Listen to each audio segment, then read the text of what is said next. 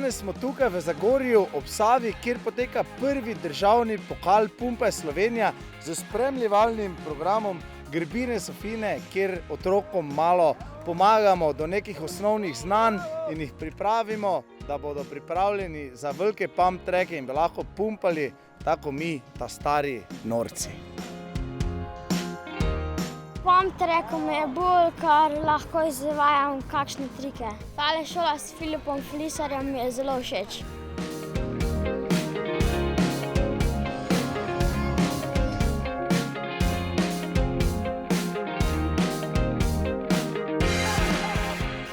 V kolesarskem klubu Zagorska dolina smo leta 2017 zgradili pump track poligon. Zdaj to nam je ful prineslo novih mladih kolesarjev. Nam je pa tudi omogočilo, da smo začeli graditi tudi potem gorske kolesarske poti na Cilenci. Zdaj pa tole danes je prvi event Gremo pumpat. To je prva dirka slovenskega pokala v pump tracku, pa imamo tudi še spremljevalni program Grbine Sofine.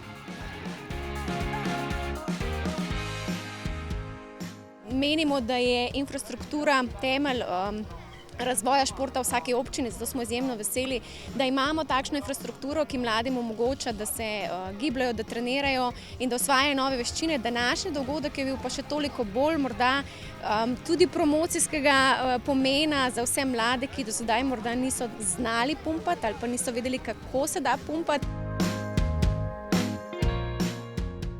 Serija Pumpaj Slovenija v letu 2021 poteka pod okriljem Kolesarske zveze Slovenije. Pump track je disciplina priznana s strani Mednarodne kolesarske zveze UCI. Zato gremo tudi mi v korak s časom in imamo tukaj prvi državni pokal Pumpaj Slovenija.